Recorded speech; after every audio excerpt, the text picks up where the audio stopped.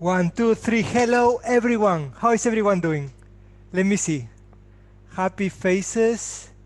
Everybody okay? Are we still okay? I don't know how many days we've been at home. I'm confined within these four walls. I cannot leave anymore. I cannot.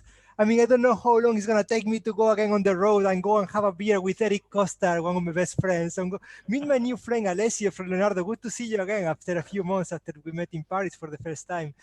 Chris, great to see you again. Good to see you. Thank you very much, all of us, for joining today. It's a great day.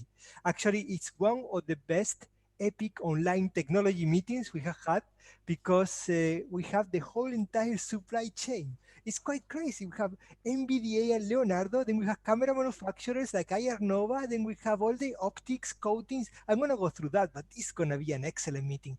The purpose, please remember this. This is not a webinar, although we are live on YouTube. Hello, everyone on YouTube. This is not a webinar.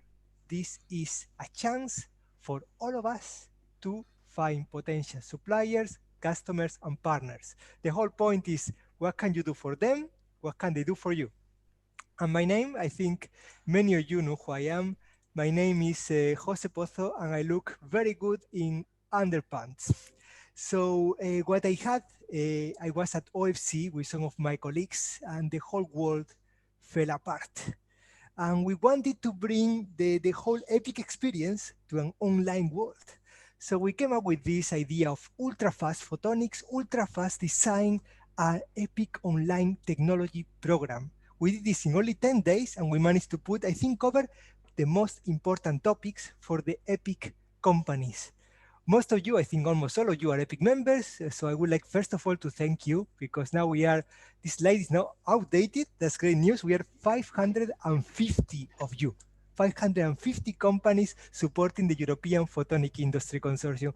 You are making my life come true. You are making the dream of all colleagues come true. Thank you very much for supporting us. Because it's not just me, it's not just Carlos, it's not even just Francesca. We have now a team of 12 people, half of them with PhDs, working for EPIC full-time. Their job, the technical team's job, is to understand the technology of the 550 companies. So whenever you are looking for a potential supplier, you have some demands on a particular laser, particular wavelength, particular frequency range, you have to ask us, because we know what we're talking about. We can introduce you to the right company who can provide that particular solution. EPIC is, as maybe you know, EPIC is an association that does two things. The first one is brings people together, and the second one gives market reports. So when the world goes back to normal, or if goes back to normal, I have already planned a few great meetings for the Q4 of this year. For example, I would like to highlight the meeting on mid-infrared sensing we do at Vigo System in Warsaw. There we are presenting the first time ever the European Mid-Infrared Alliance. So all the companies could develop either quantum cascade lasers, type 2 superlattice detectors, packaging solutions to develop cameras to cover the 3 to 12 micrometer wavelength range. And many of you also are EPIC members, so they know that all of you have access to a long list of market reports. Here there is a market report we bought on the camera module industry that covers all the different technologies. I just would like to remind you, use these market reports. I've used these market reports because we spend quite a lot of money on them. We really want you to get the best out of this. And finally, before I give the floor to people that matter, I have to say that we are very proud of this new project, Jobs in Photonics. We are building the biggest platform for finding either a job or talent in the photonic industry. We are scouting all our members' open positions, posting them there, and we are constantly working with recruiters to actually identify the top people to cover these jobs. So if you have any open position, please tell us as soon as possible. We want to post it there. This is working fantastically, and it's one of the jobs that is making me the most excited. But let's go to today. Today is infrared imaging for security and surveillance. We have a fantastic agenda, but when I look at the agenda like this, marketing does this for me. When I look at it, I don't really understand. So I would like to ask my friend Francesca to tell us what's the menu for this afternoon. Yeah, thank you, Jose. Thank you, everyone, and welcome also from my side. So as you already announced, Jose, is really like crazy what we have here today. A wild zoo that goes from the end user, so we have Leonardo and MBDA, but also across all the value chain. So we will have camera manufacturers speaking for us, so IRnova, Lambda-X, FLIR, and Lynred as assembly manufacturing. We have detectors, so Emberion, for example, will speak as well. Optics, we have, of course, Aspericon, and then other services for coatings and optics, components like Osram and Lumibird, and filters, very important for many aspects, not only today, but for many applications in photonics, and also services equipment. So I guess we won't get bored for sure.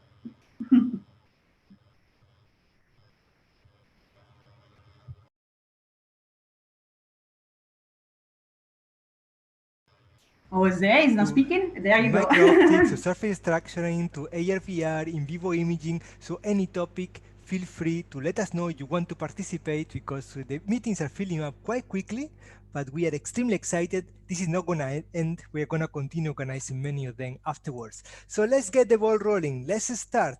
Why don't we give the floor to our first speaker this afternoon? Eric Costard, all the way from Sweden, but with a beautiful, beautiful French accent, is going to tell us about infrared imaging and security all the way from beautiful Stockholm. Thank you very much for being with us today, Eric. The floor is yours.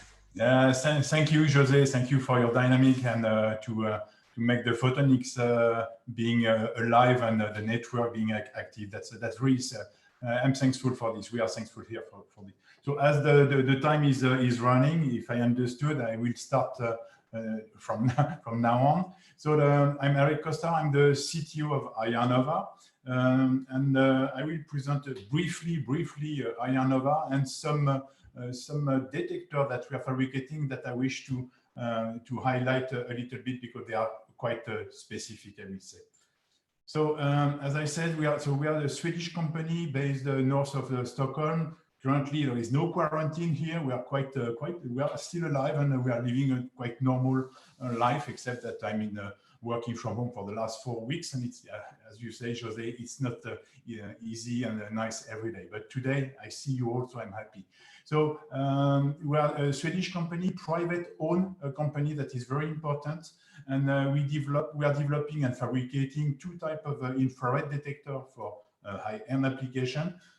Two types of detector. This is quick anti-2SL. I won't enter in detail. I will just highlight some of our detector based on this technology today. So we are mainly focused on high-end applications, so very sensitive detector, infrared detector, and working in mid-wave and long-wave. Mid-wave, this means between 3 and 5 micron, and long-wave, it's between 8 and 15 micron, let's say that. We are, to give you an order how many we are 30 people working at IRnova, but thanks to the supply chain that we have all around, we can do a lot of things, as you will see. So our main core business, I would say, is to provide an infrared detector for gas detection. So as you can see here, this is an infrared. I don't know if you are all familiar, but this is a detector. The weight of this, it's in the range of 500, 600 grams. The power consumption, it's in the range of 8 to 9 watts. And in this detector, in this packaging, we can implement different type of detectors. So for the midwave spectrum, for gas like methane or ketane and things like that, we are using the T2SL technology, and we can customize the detector to detect a specific gas. For the long wave range, we are making use of QUIP detector. So our main detector for gas detection is SF6 detection. It's a gas which is used in electrical plants, and this is really not good for the greenhouse effect. So there are a lot of countries who are really sensitive to this, and we have quite good business around this. So this is a technology based on the QUIP. And for all these detector, whatever the wavelength is, we offer two kind of formats: the 320 to 56, 30 micron pitch, and also the VGA format, which is for the long wave, definitely a high resolution. There is another detector that I wanted to highlight today, because it's quite unique. It's based on the QUIP. So we propose a solution that can make use of the polarimetric information in the infrared signal. And just to highlight one application for this, there are many. And here, this is the thermal picture, so the infrared picture, the raw infrared picture extracted from the detector. So you can see this is a drone, and and on the right, this is only the polarimetric information in the picture that we extract. So here on this one, we can highlight only the drone. The rest is not that contrasted, if we wish. And then on the thermal image, you can see that when the drone is quite far, it's not that easy to detect it, at least with the eyes. But with the polarimetric information, you still continue to see that. And this is this is really innovative solution. And to my knowledge, there is no other technology that can provide such a feature. And also the sensitivity is really high here. We are in the range of 20 milli-K. So for the people who know the infrared detector, and this is very highly sensitive. So you can get access to very sensitive thermal imaging plus information around the manufactured object, like a drone. That's very important. And as the time is really flying very fast, I will spend a little bit some time on this slide. So we just released today. We wanted to release this product at the SPIE conference at Anaheim, end of this month. But thanks to this epic event, we are able to provide this information to the community, infrared community. So this is our brand new detector, and I can claim here that this is the sole so small solution for infrared detection in Europe. By small, I mean here, this is my hand, so effectively I have quite big hand. Anyhow, this is the smallest detector that you can find. And this is the kind of a quality picture that this detector is providing. So this is for very high-end application.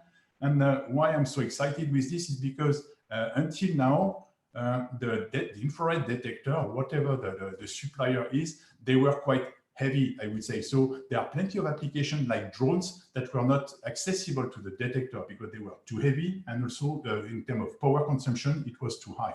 Here, there is no compromise at all for the quality picture. This can compete with all the other detectors that you can find on the market, but they can compete even more as the size is really competitive and the power consumption also.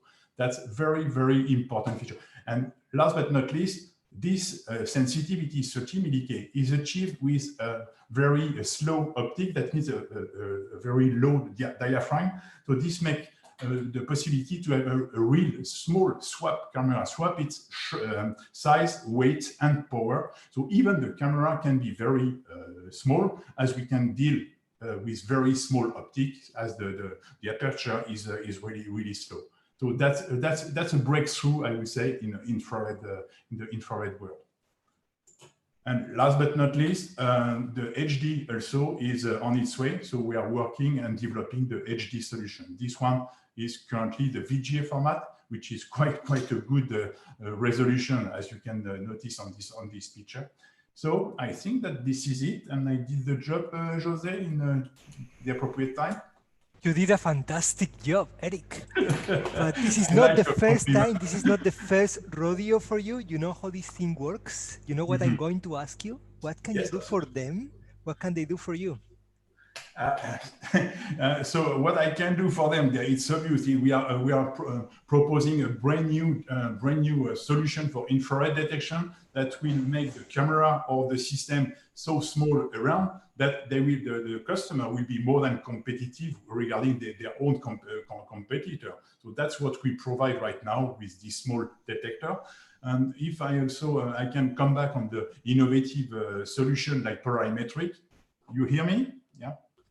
Okay, the polarimetric also is a brand new. For the polarimetric, for example, we can detect the oil spill. We can detect the oil spill on the water. That's brand new, and there are plenty of customers currently who are trying this detector, and I'm more than excited by all this. Now, what I'm looking for, why we are EPIC member, is because we get access to guys around optics. We need smart optics, as you understood, with the small detector. We will need very small optic. And currently, it's not that easy to find so small optic because we are eventually too in advance, I would say, in this kind of infrared detector. And we are looking also for electronic. We would like to find partner for video processing and to have video processing with a low power consumption. So yes, we are looking for partnership and customer. So thank you, José. Thank you, Epic. Merci beaucoup, Eric. Are there any questions for Eric? Let me, you know how this works. Let me introduce you to some of my new friends. One of the most recent Epic members is Iris Technology. And we have Simona with us. How are you doing this afternoon? I'm still mute. No, we can hear you loud and clear, yes. I'm fine here, stuck at home as well for more than 1 month, but here we are okay. Can you tell us a bit, because you're a new Epic member, we don't know you very well, can you tell us a bit what Iris can do in the field of camera manufacturing? Yeah, so Iris is an advanced engineer company that is located close to Barcelona in a small town called Castelldefels. And yeah, so our business is focused mainly on 2 different areas. One is the integration and commercialization of photonic-based devices, in particular based on near-infrared and hyperspectral imaging. Most focused on the commercialization for food, pharma, and chemical companies.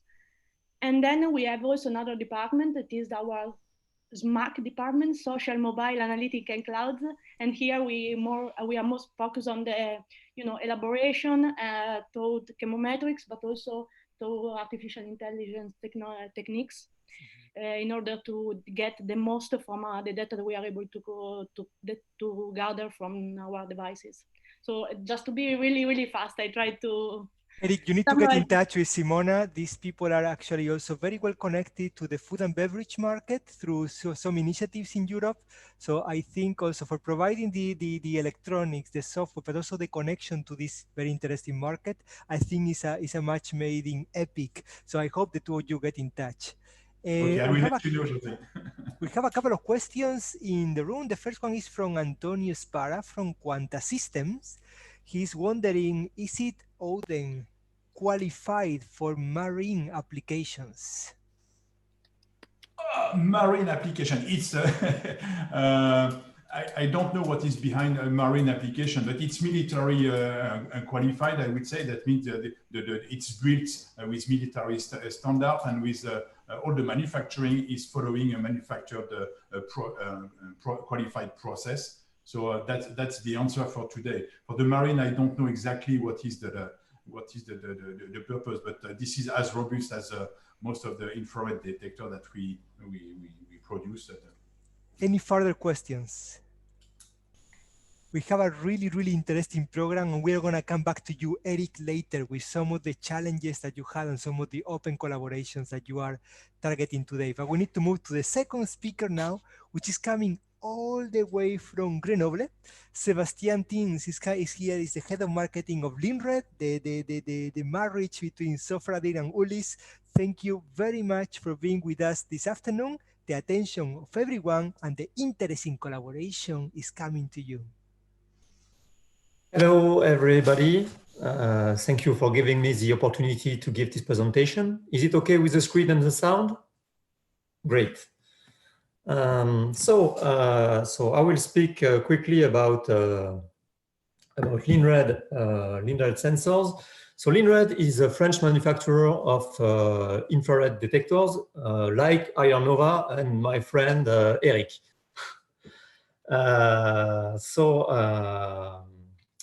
Lynred was created in June 2019. It's actually a merge of Sofradir and Ulis. So both companies are in the field of infrared for 35 years for Sofradir and 20 years for Ulis. We ship already more than 1 million detectors, infrared detectors. We are selling detectors everywhere in the world, and we cover the full spectrum of infrared. We are about 1,000 people today in Grenoble for this all this activity of sensor manufacturing. So As I said, we cover all the infrared spectrum through with three main technologies. First one is SWIR with InGaAs technology. So these are quantum sensors that are working at ambient temperature, and our InGaAs sensor will detect light between 0.9 and 1.7. The second technology we use is MCT technology, so it's mercury cadmium tether. It's also a quantum technology, which is called a cooled technology. So it's the same kind of technology as Eric presented just before. So we can tune the MCT alloy in order to detect the different wavelengths. So we can detect SWIR, MWIR, and WIR with the MCT. And the third technology we have today is the microbolometer, which I think is one of the most suited technology for surveillance. So when we discuss with our customers about what they want to see day and night and in all weather conditions. And we have different sort of application. We can have indoor, outdoor applications with different kind of range, from short range 1 to 50 meter, mid range 30 to 2000 meter, and we also have long range application up to 25 or even more kilometers distance. So there are a lot of different application spread around this range of detection. Let's start with the short range. So for indoor application today, we can use low resolution bolometers, 80 by 80, 160 by 120, in order to detect intrusion or hotspots in buildings. We also use this kind of bolometer sensor to do all the body temperature measurements. So that's a technology which is mainly used today to detect people with fever in this COVID-19 epidemic.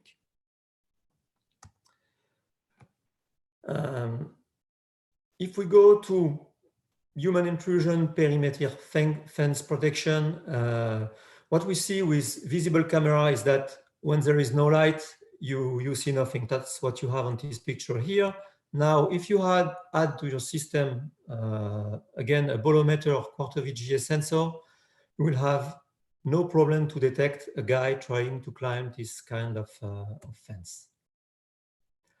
Another problem that can be solved with infrared detector is when you are looking at several hundred meters and you have this atmospheric absorption in the visible, like you can see here on this picture. Again, you can add slightly higher resolution bolometer, and you will get again all the details that you need to get on this urban surveillance or sensitive area protection application. And you can get rid of all this atmospheric absorption. Another example here, when you are in very humid atmosphere, you can have fog, and again, with visible camera, you can lose a part of the detail. Here, what we can bring is a SWIR sensor. And so with in the SWIR bandwidth, we are transparent through this kind of fog, and you are able again to get all the detail in the image. And to finish, for the very long range application, so here we are talking about a border or coastal control. When you want to look at several kilometers, we are talking here about 10, 20 or even more. We use in this case cooled detector. So the image that I show here is taken with a Daphnis. So it's an AG720 10 micron pitch MCT detector. And we are looking in the direction of Paris. Here it's an image that was taken with our partner Noxant. And we can zoom in with the camera and see the detail of this tower, which is located 20 kilometers away from the camera. So you have here several examples of what can be done with our infrared sensor and with the different technologies. So now to answer José's questions, how can we help you? So we can help you choose the best technology for your application. So as you saw, we have different technologies available, and so we will help you choosing the best one for your application depending on what you want to see and how far. We also bring strong customer support in order to get the best out of the detector. And we are a dependable partner. We sell only sensor. We do not go to the application field. And to finish, how can you help us? So we are looking for partners to develop new application in infrared, of course. And we are also interested in collaboration about image enhancement algorithm. Thank you for your attention. Thank you very much, Sebastian, for your contribution to this meeting. So you, as you said, already announced what you need and what they can do for you. So is there someone who wants already on the spot offer or ask a question now about what is offering and what is asking for? So at the moment, I don't see anybody. But the question is, when you were saying about more on the software side is a need that you have, is it something that goes to the deep learning direction, or what kind of software? Can you a bit elaborate more on this? Because I guess we have some expertise in EPIC. Yeah, so for me, what we need is mainly algorithm around image enhancement. All the algorithms which are more dedicated to detection, recognition with artificial intelligence, this is more on the application part. We really want to focus on the infrared part.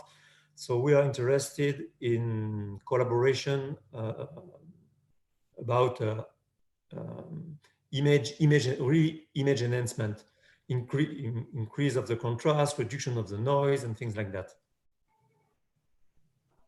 Okay, that's already a good information for who is looking. Yes, John, I know. Now that, so John from Overview, I have a question for you. You can unmute yourself and ask, because I know you wrote it in the chat, but if you want, you can talk yourself. Otherwise, I can do it. So your question was, do any of your products use hot, so higher operating temperature technology?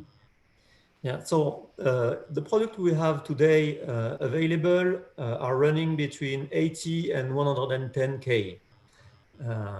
We will prepare for next year a product. So we already started to sample some customers, but we'll have next year a sensor that will be able to run at 150K. So this is really a hot sensor. The goal here is to have more reliability and lower power consumption. Okay, so John, if you want, one of our aims is to really introduce yourself. And actually, I was really interested by your profile. I was stalking you a bit. So if you want to unmute yourself, you can also talk about what Overview is doing. No? Okay, then think about it. Maybe we pick you up later on again. Are there other questions then from other people from the audience?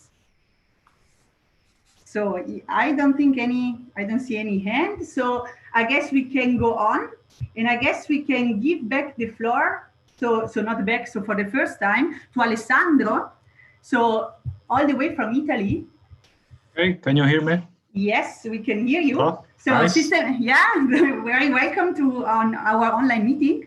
And so one of the first ones, I guess for you, is our first online meeting in EPIC. So yeah, he's from Leonardo Electronics. And yeah, we can see already your slides. And okay. Yeah, now is your time. So there you go. The floor is yours. Okay, first of all, thanks for the invitation, and thanks also for the introduction. I am Alessandro Rossi, and I work as a system engineer in Leonardo. I work in the imager department. Our facility in Florence is, for what regards the engineering part, is organized in 4 departments. There are 3 departments that are based on applications. which is the naval team, the airborne team, the land team. They integrate and assure performance of the systems. While I work on the fourth department, which is something like a collector of this department, which is the imager department. We design cameras and we furnish cameras to the other departments. So it's a sort of collector department, the imager one. So as I said, my facility is in Florence. There is a manufacturing area. We are about 1,000 people in Florence, and we have in the engineering area we are from 80 to 90 people. So I just prepared these slides to just give some hot topics and trends that we are all talking about nowadays. These are 3 slides. The first one is about integrated detector cooler assembly. Well, everyone now is talking about small pixel pitch. There's a very well-known rule of thumb in the literature which states that the system size varies as the cube of pixel pitch. We are now moving to small pixel sizes, which goes towards the limit of diffraction, and this gives the possibility to use a large format arrays. And I highlighted the second very important topic for what regards IDCAs, which is the high temperature infrared focal plane arrays, which is we are all looking to work at higher temperatures, but we have to deal with the cold shield of the optics, and we have to make a fine tuning of the cutoff wavelength, and we also have to deal with the well capacity. That's the main trade-off that this specification directly reflect at the system size and in the propagation of requirements. We are dealing every day with this kind of requirements, and we are also struggling with our suppliers about these topics. For what regards IDCAs, we are also very interested in the development of cooler technologies. In particular, there's the classical battle between linear and the rotary systems, and while on one side the linear is as a mean time to failure, which is very high nowadays. The rotary can be compared to the linear one. I think that for the field of coolers, everyone in the design of electro-optical system is waiting for the split rotary system, because we are waiting for the technology to advance in terms of efficiency of cooling, because given the possibility to split the cooler from the wear of the detector gives many possibilities in terms of design, also for what regards the size of the system, the overall size of the system, which is very important, because now when everyone has to deal with the size of the system, directly goes to the linear one, because okay, we can put the linear cooler everywhere, we can put the compressor in the wall of the system everywhere, and then we struggle with the efficiency at the second time, regulating the transfer line. It would be very nice to do the same thing with the rotary, because the rotary systems are now efficient. They have a good MTTF, and also for vibration purposes, they are very good now. So the second slide deals with optics. In our facility, we manufacture optics. We have also suppliers of optics. We try to differentiate the supplying of the optics. We also make coatings in another facility of Leonardo. And for what regards the development of our systems, now everyone is dealing with wide field of use, which are used for guidance of of airborne vehicles, for example, helicopters. Another topic in the field of optics, which we are treating every day, is are the challenging environmental conditions, and so the coatings of the windows of the outer lenses. We have very difficult requirements to satisfy, especially for what concerns the airborne systems. And we also deal with testing of lenses. In our facility, we have several instruments to test lenses. We are now moving to deeply test aspherical lenses in terms of computer-generated holograms. So, last 2 points about optics. Nowadays, we are making some feasibility study about design of freeform optics, which can make us move to design more compact and lightweight assemblies. And finally, we are also dealing with multispectral optics and coatings, which is very challenging because the perfect material does not exist at all. So the last one slide that I will present deals with image processing. Our customers are quite asking the impossible to us, and we are trying to follow applications, and we are trying to do what is done for commercial applications, which is right now the most digital word in the field of image processing. Deals with machine learning approaches, deep learning, and we fight with this every day because actually in the infrared world it's not so easy to deal with machine learning, because to make good networks, to make good trainings, you need good data. But the most annoying thing is that good data does not exist in the form of closed database. You have to make a very good database right now, and the making of database is actually very expensive. So this is the most annoying things when we talk about machine learning approaches. But we are trying to make not very detailed and refined things, but we are trying to move in by steps, and so we are labeling objects, for example, and we are studying in the way of classification, let's say.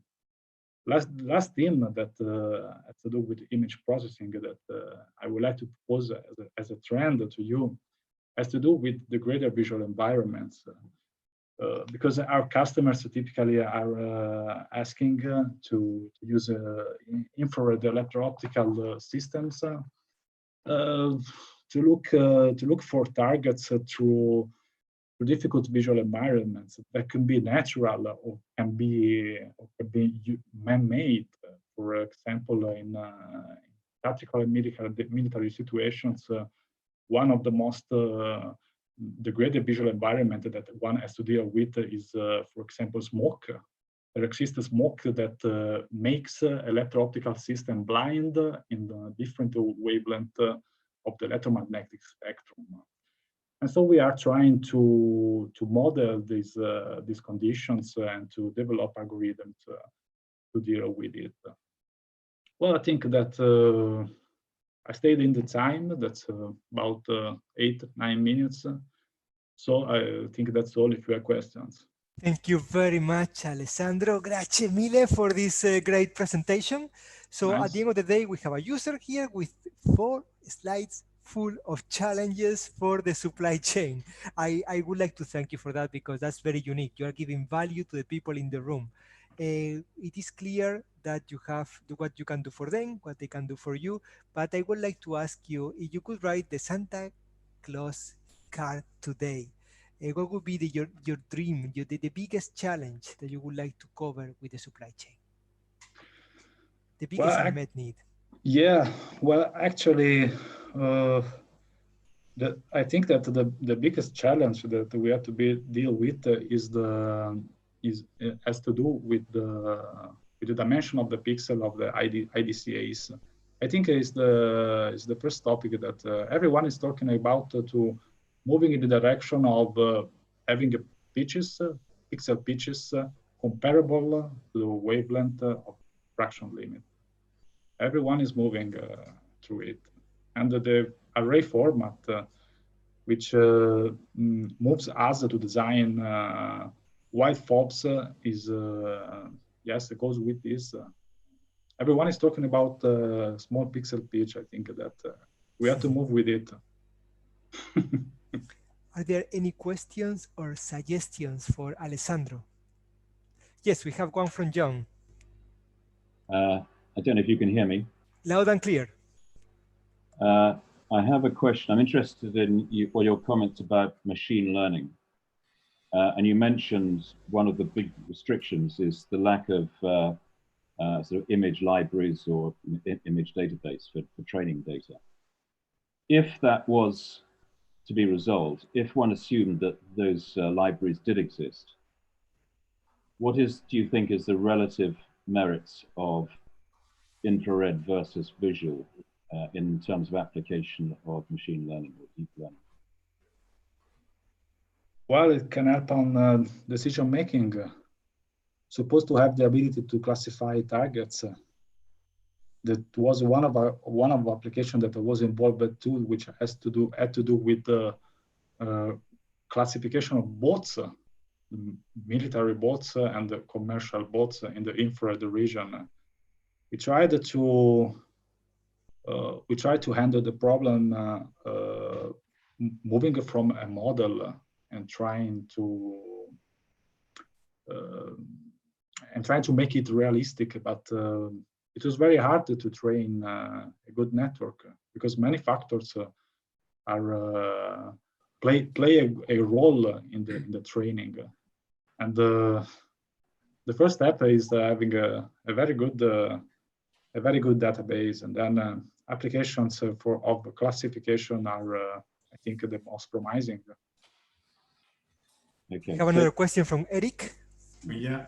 Yeah, thank you for this presentation, and also your claim or your request about the pitch.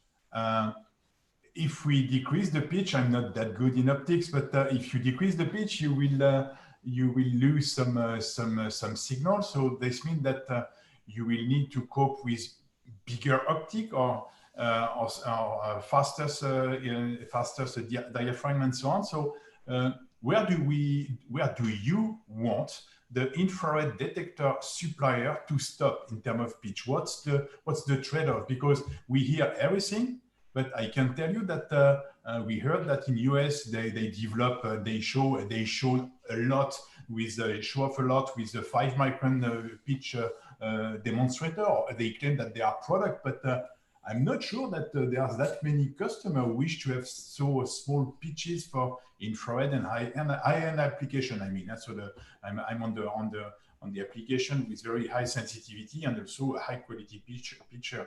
So please show us the way. Tell us where to stop. Well, you're absolutely right. I think it depends on applications, but for example, if you have to develop a wide field of view. That makes the greatest example, because for example, moving to small pitches, you can have larger arrays on the same DWAR. Yeah, if I may comment, yes, you have more pixel, but if the pixel is not sensitive at the end, and if you need an optics like this in front, so where is the trade-off in terms of a system? Because in one of your slides, I like the claim, the rule of the sum. The volume of the system is decreasing at the cube of the pixel pitch, but is it completely true? Because due to the optic at the end, if you keep the same kind of application, the same kind of sensitivity, what's about the optic? It will be a drama, I would say. It's a claim. It can be pretentious. I'm French. I have the accent and so on. But we need, and that's the problem. Most likely, the Mr. Tines from Lynred can comment on this. But we need to have a more robust, I would say, feedback from the end user about the pitch. Everyone wish small pitches, but we have to stop. For imaging application is very good to have a good pixel. But okay, I agree with you. For example, for infrared search and track is not useful at all because the signal, the sensitivity plays a very good role. But for imaging, for helping for guidance, for example, that would be good. Or as I said, wide field of use. Okay. Thank you very much for a great question. I would like to always introduce you to one of my friends, Alessandro. There's a company called Spectrocom. And I want you to know them because I think they can solve some of your challenges when it comes to the filters and coatings. Could you tell us a bit what the Spectrocom is? And thank you very much for joining us today.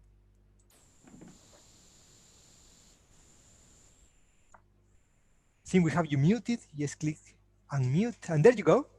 Okay, can you hear me? Yes. Oh, thank you so much for hosting this great event. Yes, I'm working at Spectrocom, and we produce optical coatings for the infrared wavelength region.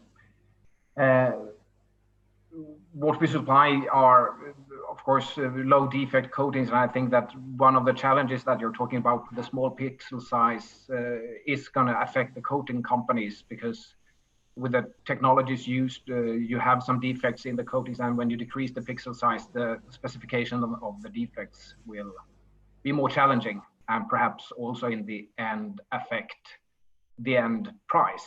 But what we do is that we produce and provide, as we think, high quality coatings for your application. I think the two of you should really have a conversation after this meeting, because I honestly believe that one of the challenges presented by Leonardo is exactly your unique selling point. And in addition to that, there is somebody else I want you to meet, also from Italy, Alessio from SAES Getters. Whenever you actually have to protect the detectors in any harsh environment, I think Alessio has a solution for you. Alessio. Yes, hello. Good afternoon, everybody. Good afternoon, Alessandro. Hello, good afternoon. Thanks, Jose, for the introduction. So our company, SAES Getters, is providing different advanced material solutions. One is getter materials, so absorber that can work to create a good vacuum in bolometers and cooled infrared devices. So inside the device itself, to create a vacuum and protect all the sensitive part. And additionally, for other devices, we provide also encapsulation solution and active sealants to create a good protection of the systems. You definitely should talk, because he also can help you with bringing these detectors to the harsh environments you are targeting. The last introduction I'm going to do to you is my very good friend Andres Cifuentes from Electro-Optic in the beautiful city of Barcelona. How are you doing over there? Let me unmute you, because I would really like you to explain Leonardo what Electro-Optic could do for them. Thank you, Jose. A very kind introduction as always. And thanks for EPIC organizing these great meetings in these difficult times. Yeah, I know a little bit. So for Electro-Optic, we're an optical engineering company. We have, let's say, quite a bit of accumulated experience with my founding team members in designing and putting together IR optics for complicated imaging. In fact, it really got my attention when you mentioned that a wide field of view optics for IR sensors, for IR systems, for tracking is kind of things that we've been working on lately. I guess it's a big deal.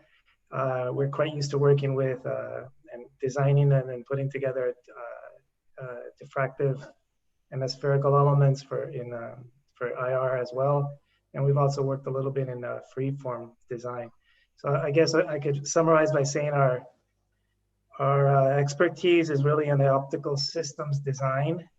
And then we also have an area where we can assemble, build, and test optical systems for our customers. You really need to get in touch with each other after the meeting. Do we have any final question for Alessandro before we move to our next user today? If not, Alessandro, grazie mille, and please stay on because we are going to have more challenges for you. But we move to Bristol, my favorite city in Europe. Chris, thank you very much for being with us today. I hope you are enjoying the suspension bridge. I hope things are great at the most amazing city where I did my PhD. Thank you very much for joining us today. The floor and the attention of everyone is yours. Thank you, Jose. Hello, everybody. Unfortunately, from my attic window, I can't see the suspension bridge, just a row of houses, but at least it's sunny. So that's the main thing. Yeah, so as Jose said, we're MBDA and we're definitely an end user. We're definitely a prime for integrating electro-optic imaging systems. So if I just move down, okay, so I think most of you are aware of MBDA. I've made a note of our website. It's fairly obvious to find, mbdasystems.com. But what's important today is that we're a European prime actually for predominantly infrared imaging systems into missile seekers. We define a missile seeker as the imaging part feeding an image out into the image processing chain, then it feeds our guidance processing. So we're involved in that integration piece of not just the optics, but the overall imager and the image generation into the seeker and the image processing. Notable products that we have, ASRAM, which uses a cooled medium wave imager, and then C-Venom, which is a UK-French collaborative program, which is just coming into production now, and that uses an uncooled long-wave bolometer. So we have a range of technologies, so there's more on the website, but obviously what's of interest to us all today is the future portfolio, what we consider to be the future of certainly our products, our missile seekers, and where we can help you to exploit your technologies into our domain. So very, very quickly, as you see there, future technologies and capabilities, it's not really a surprise, I suppose, that as a prime, I'm after increased performance, thermal sensitivity, angular resolution, okay, clearly are the benchmark to improving images.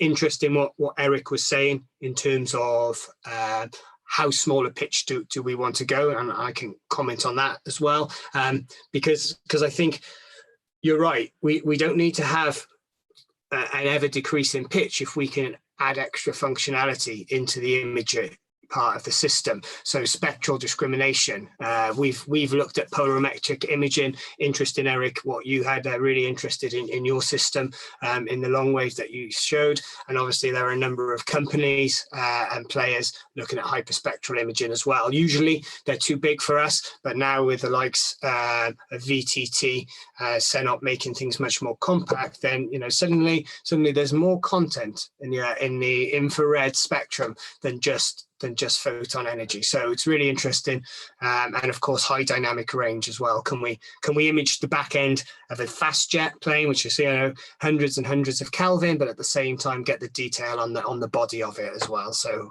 high dynamic range is another challenge. Okay, so we've got high performance. We're also interested in perennial reduction in terms of size and particularly cost as well. For us, compact and cheaper systems that they just have many more opportunities for us to integrate them into our systems. Smaller caliber, that the image there is of an MBDA concept called Sniper. It's 40 millimeters in diameter. Currently has a semi-active laser integrated into it, or at least in its concept. But wouldn't it be great, if we can have a compact imaging system in there and potentially even smaller caliber systems too.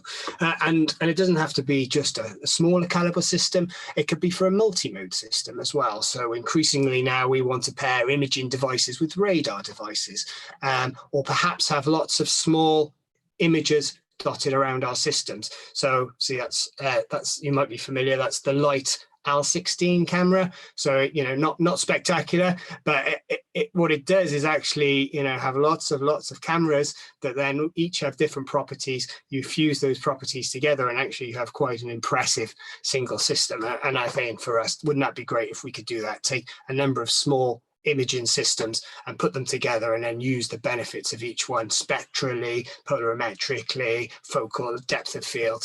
So really interested if you've got ideas on how we could do that in the sort of space volumes of a missile system.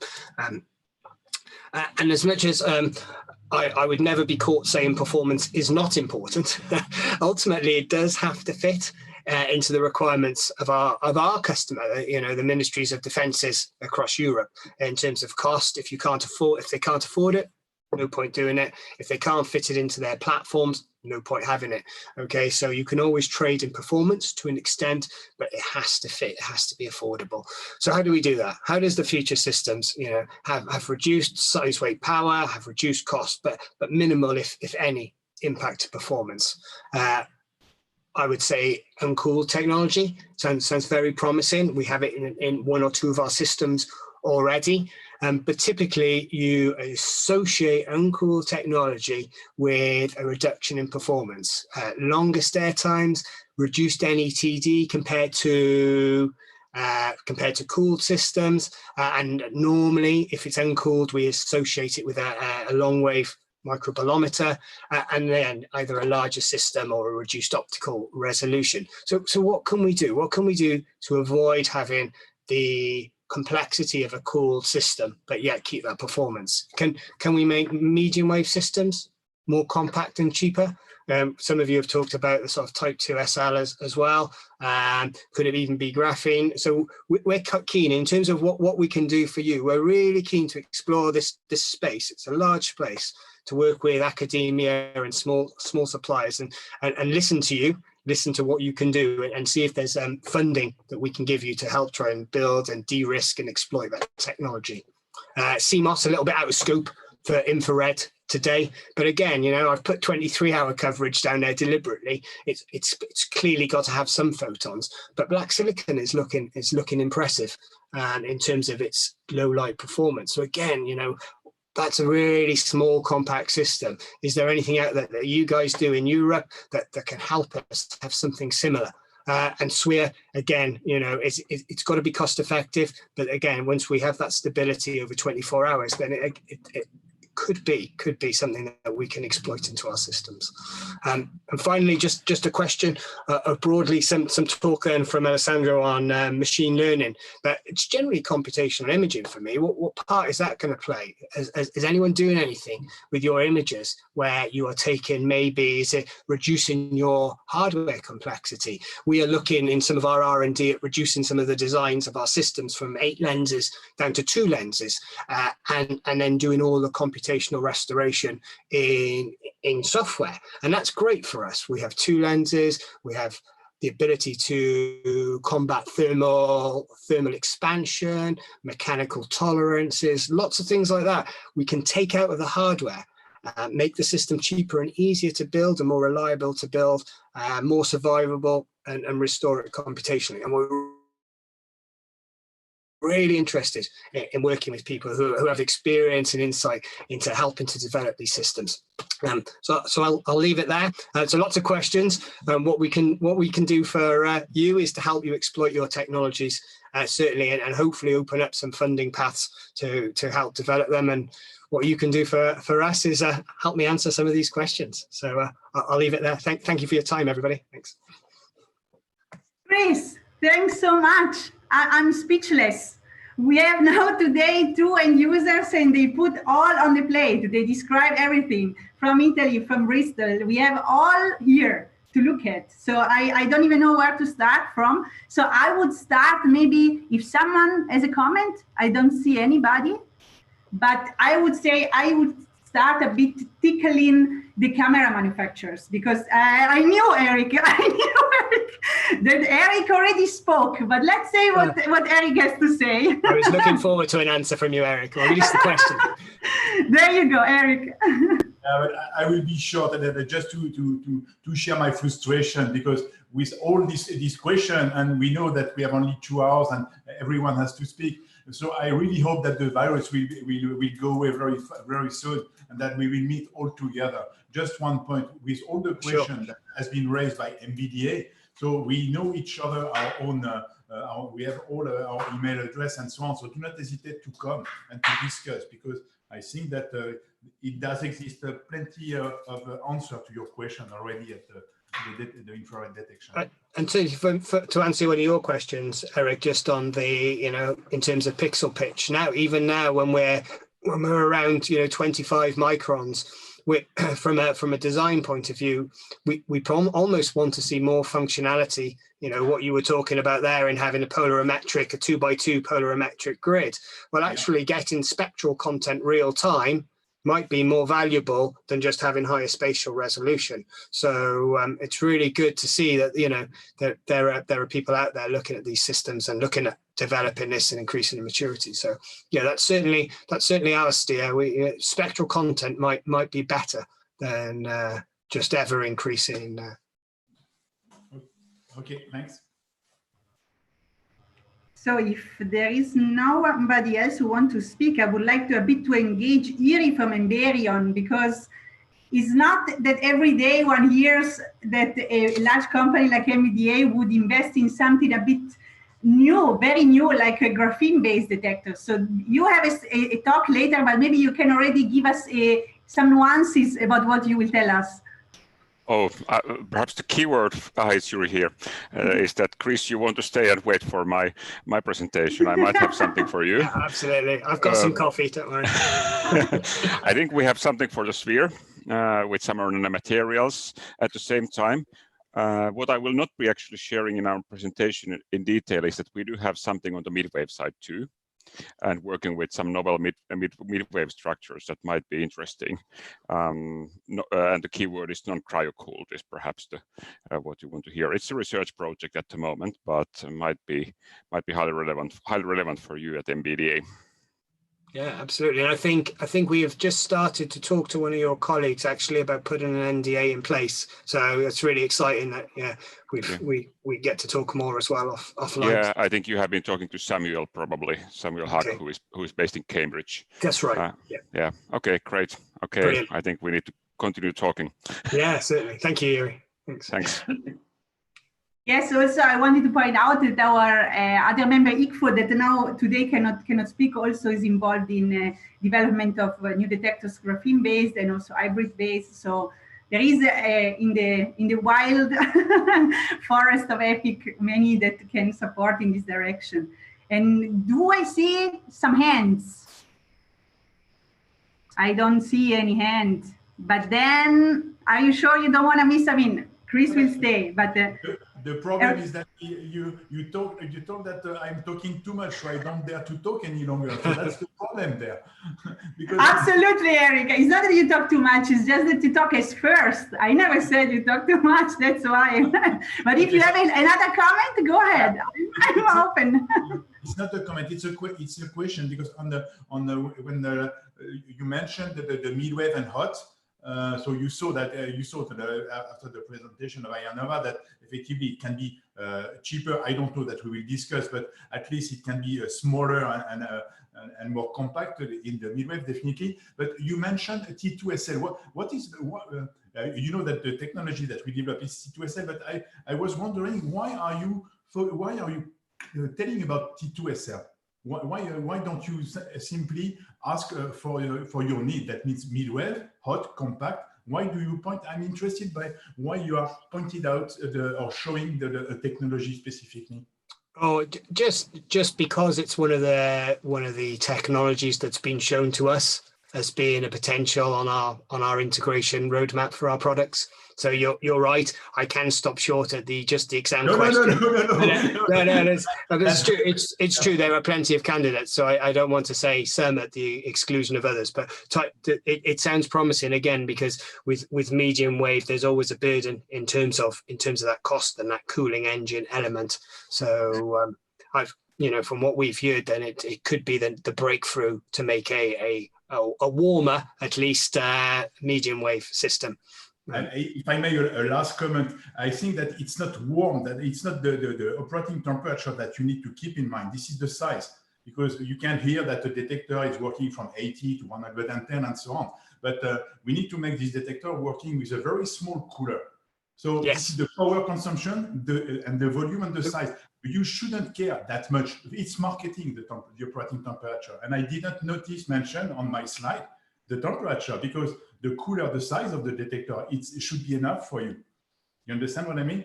Yes, yeah. So just absolutely, and I think Eric, we work with you, I think, already. But to others looking for places where you can meet us and look to work with us, then there is a UK-French initiative called MCMITP, which offers 1 year programs, 1 and 2 year programs, where we will develop things from TRL 1 and 2 up to TRL 4.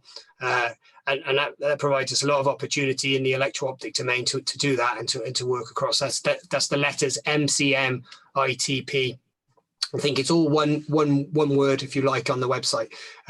So please have a look there as well. Micro coolers and compact coolers are one of those technologies that is being proposed and worked in that. So there's a lot of really interesting things. If not to work with MBDA or Leonardo, then to find other collaborators that you can work with. So I recommend you go there and have a look. I can put it on my LinkedIn profile afterwards. Today, the T2SL, our T2SL, they are TRL 8 already. Wow. Okay. So that is a real product, and we sold that. It's not only one prototype. Now we showed the product, and we sold this product in a quite attractive volume. So this is TRL 7, between 7 and 8, I would say, and we are reaching the 8 very soon. Okay, well, yeah, maybe we can talk a bit more about that. Yeah, thank you so much. Okay, thanks, Eric. As always, that was really helpful. Yeah, thank you so much. Very good discussions. We like this. But now is maybe time to go on. So another camera manufacturer is a bit shy so far, but maybe because he doesn't know EPIC yet enough, and maybe wants to get even closer to EPIC now. And so we're really happy to have Nikitas here talking from FLIR. So there you go. Now you can share your slides, and the floor is yours. Thank you, Francesca. Thank you for organizing this, also to Jose, and for inviting me. I think it's definitely the right moment for this kind of meetings. So yeah, it's great to be here. One thing I would like to mention before I start my presentation is that, as you know, FLIR is the largest thermal manufacturer in the industry. We cover the widest portfolio of solutions. We have cores and components, we have gas imaging, we have automation, we have thermography, we have security, surveillance, you know, integrated systems, and managed systems, all kinds of systems. And today I'm going to talk about a very, very small part of the FLIR organization, which is the security part. But if you have questions on other parts of FLIR, well, I've been in the company for a very long time. I will try to give you at least some basic information, and later I will be happy to put you in contact with the specialist for the subject, in case it's not the one I'm covering. So yeah, let's start with the presentation. Well, basically, it's very graphical presentation. What I want to bring today. Nikitas, please share it. Otherwise, we have to imagine how graphical it is. Sure. Sorry for that. No, don't imagine it. Don't imagine it. It's better to see it on the PowerPoint. You see it now? Okay. Good. Sorry for that. Yeah. So well, so basically, what I want to offer today is an overview of what we can offer from the security division of FLIR, or line of business, starting with the fixed cameras. So all our products are products that are ready to be installed and used. We use, of course, our own cores, we use our own analytics. But well, as you can see, this is arranged in a way that shows a little bit the strategy of FLIR at the moment. We try to have a product for almost every market need, where I will say the main differentiation is, are you more price oriented or cost oriented, or are you more, let's say, performance oriented? So if you want a very cost-effective camera, we have it. If you want one of the top performing cameras in the market for security purposes, we also have it. So you have here the full range. I don't have time to go into the details of each of them, but just focusing on a couple of aspects, you can see that we have ID cameras, which means intelligent detection, and they have embedded analytics for intruder detection. This analytics has been developed in-house, and one of the key aspects of it, apart from how easy it is, I mean, I have customers that told me it looks like too much easy, but well, that's what it is, and it works. I think one of the key aspects on the analytics is the object classification. And for the object classification, we've been collaborating with another part of FLIR, which is Intelligent Transportation Systems, that previously was Trafficon before we acquired it. And they have some virtual tolling systems where they were having very, very powerful and light classification algorithms that was allowing them to have like kind of virtual toll system without the typical inductive loop, but based on image. So that algorithm to make object classification is embedded in our camera and will give you additional performance. Another thing I would like to say on the high end of the product line is, well, all these cameras are working on the long wave infrared, and on the high end, I mean, everything that is FC or F series that you see here, we have two features that I think are relevant. One of them is the thermal sensitivity. We do 35 millikelvins with F1. I think on long wave infrared on cameras of this type is the best one in the market. I think the closest competitor is on 40 millikelvins.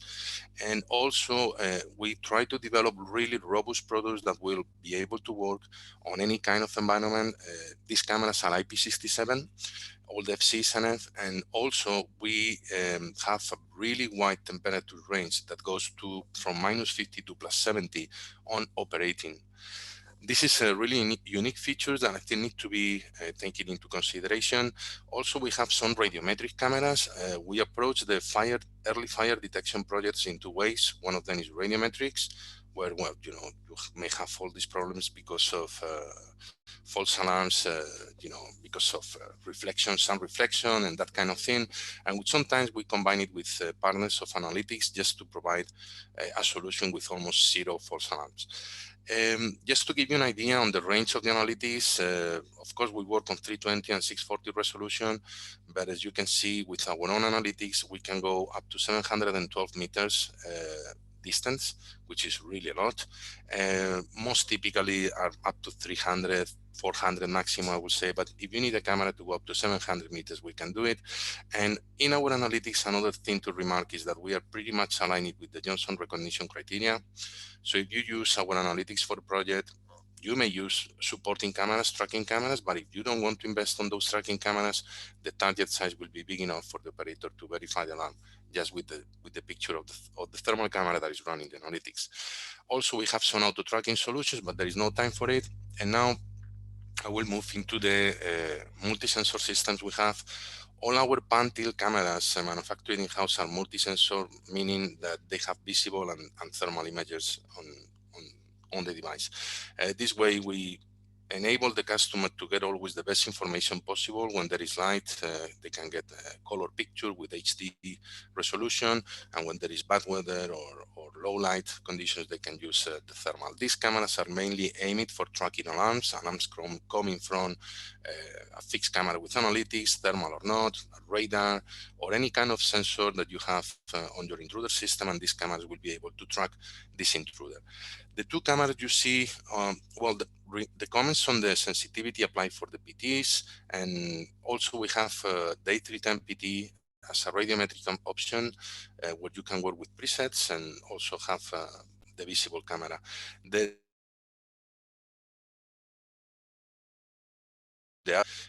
very well-known HRC and HDC, which is 1080p on, I mean, it's high definition on the thermal sensor, and the PT602 HD.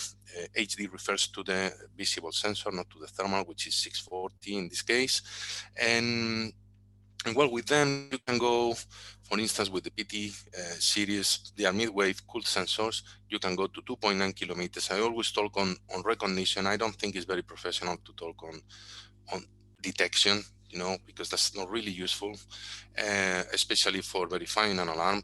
And then with the HRC, not getting into the HDC, with HRC, you can go to more than 9 kilometers. So yeah, that's it. I think I made my best to fit on the time. I think I did it. And yeah, as I said, if you have any questions or inquiries from this, I'm happy to answer. If this is from someone else in FLIR, anyway, just you can make this question and I will try my best. Nikitas, thank you very much for this, and I am super excited now. Now is the coolest time of the meeting. The moment that we have a debate, and the moment that you register for this meeting, I have sent all of you, I have sent maybe in the last 2 years, something like maybe 400 emails to different people at FLIR. For us, it's super important that FLIR is part of EPIC. So I apologize in advance for all the spamming. It's not spam, I do it on purpose, and I keep sending because I want you here. Elevated body temperature, EBT. This is the hottest topic right now. When you register, these 3 letters started in my front head. How is FLIR being affected by this huge push in the market today? Well, at this moment, we are trying our best to satisfy the demand we are getting. I mean, there is a very high demand, not just for the actual situation, but for the future. We believe that now there may be a more urgent demand, but I think there will be some safety mechanisms implemented in many customers, like airports, transportation in general, and other customers that will want to have permanently, not only now, EBT cameras capable to work properly. One thing I would like to say is that we see now a lot of people talking about EBT. Many people is not really, I would say, too serious or serious enough when talking about it. Don't want to make any specific, but we need to be very, very sensitive. We need to make sure that we set the expectation right, and that also customers understand not only to install the camera, but how to operate it, how to calibrate it, what it can do, what it cannot do, where can you put your delta, for instance, which will be the consequences of a higher or lower delta. Do you prefer to have false positives? Do you prefer to have people that is not detected when they have elevated body temperature? So, I mean, we have a whole team that is fully specialized on that. And what I can tell you now is that we just launched a product specific for that. I mean, it was in the roadmap already, so it's been very convenient. But we have our specific models, which are, they are coming from the automation business. And I must say that this is not the first time for FLIR that has been doing elevated body temperature. There was some years ago, there was also another kind of pandemic. It wasn't that bad, of course, but we already made a lot of investigation and R&D on that. So we are benefiting from that. And well, that is one of the things. Also, we don't work with black bodies.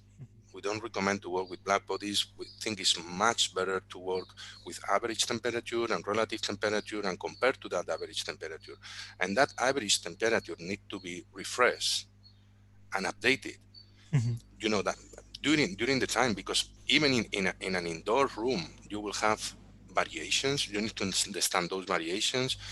Thermal, I'm talking on the thermal environment. You need to understand how often you need to calculate your average to compare with. You need to understand where you want to put your delta. You need to understand, for instance, things as silly as the distance to the people. You know, everybody needs to be measured at the same distance. I mean, those things that I'm seeing. Distance, that was always my first thing to worry about. You put a camera and then people are walking by at different lengths. What kind of optics do you use to focus on each person separately? Are you using some adaptive optics? Are you trying to focus directly, or are you just scanning certain point? The camera will be able to measure temperatures, you know, on moving targets on a corridor. We are seeing that on some advertising, right, from other manufacturers. We think this is very sensitive, right? And we need to be as accurate as possible. So, for instance, this is one of the ways of operating. What we recommend is that we draw a line in the floor. People stand in that line in front of the camera one by one, just a couple of seconds, 3 seconds maybe, whatever is needed to make the right measurement. But everybody's measured static, one by one, and at the same distance to the camera. Of course, everything depends on how demanding is your system. You know, in some applications, half a degree is not important. In this application, it's really important.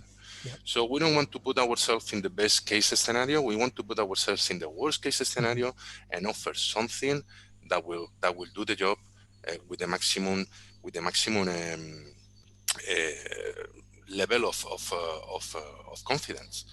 But being this said, I think the best thing will be that I put you in contact, Jose, with our specialist, in-house specialist. Yes. So because I think you will have many questions, and I think we can have a good collaboration there. I mean, taking your platform to populate. Let me introduce you to a few of my friends. I will take it on that. I have good friends in France, new infrared technologies. Martin, how are you doing this afternoon? Yeah, fine, and you?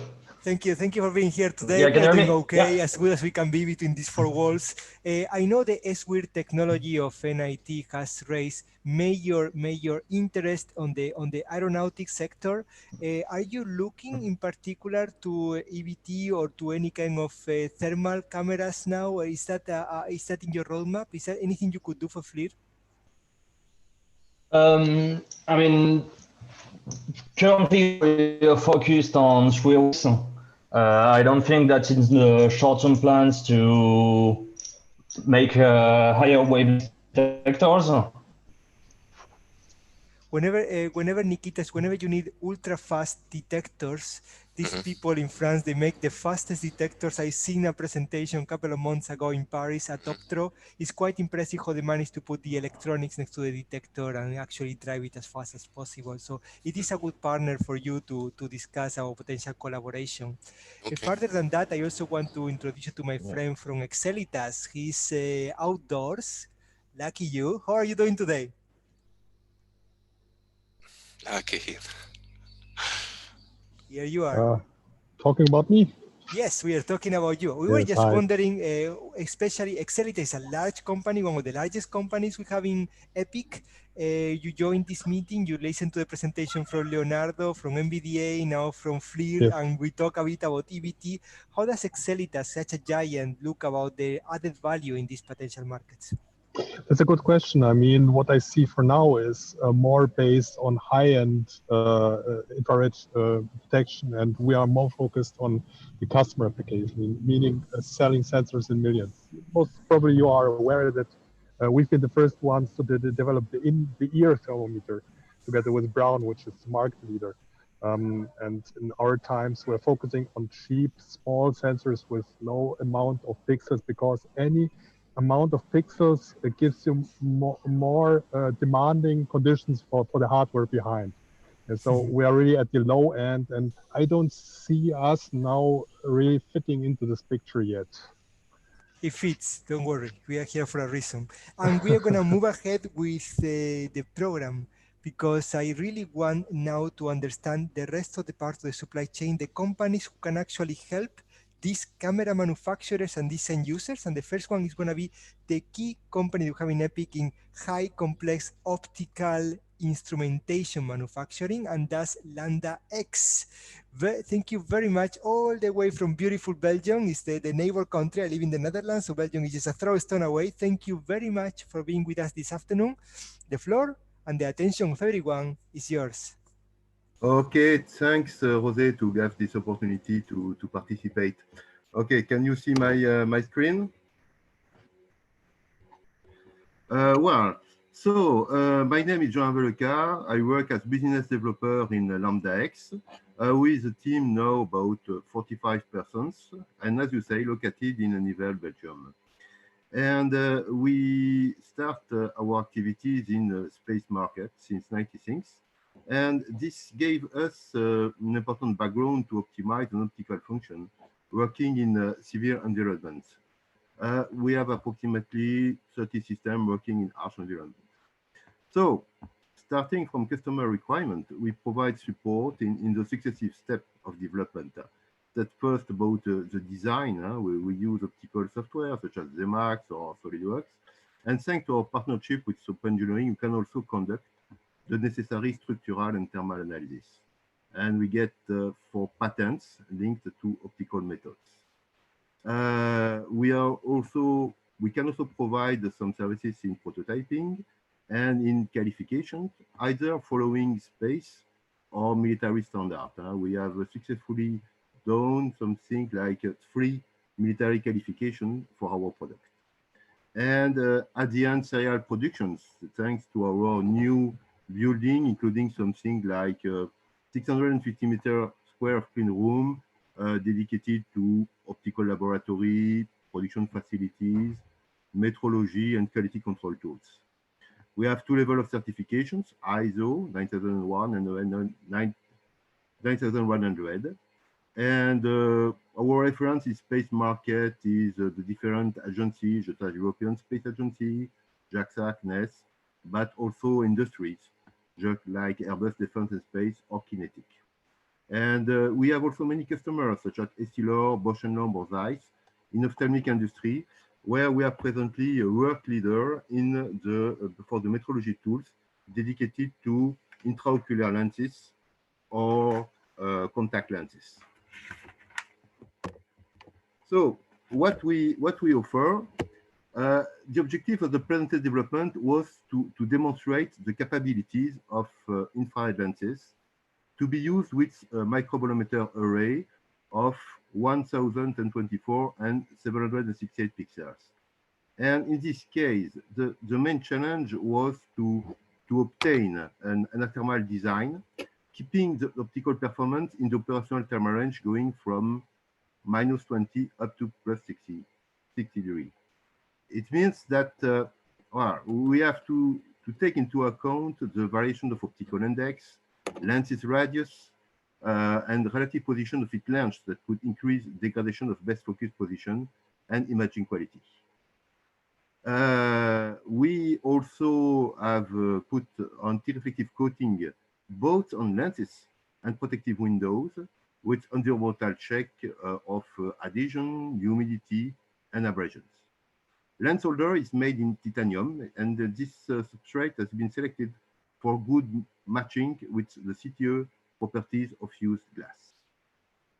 So what is displayed here is the MTF. It's an experimental result after submissions to the optics to environmental test. Just to translate, for this unit, if it works at something like 16 kilometers of altitude, then it is linked to ground sampling distance close to 2 meters.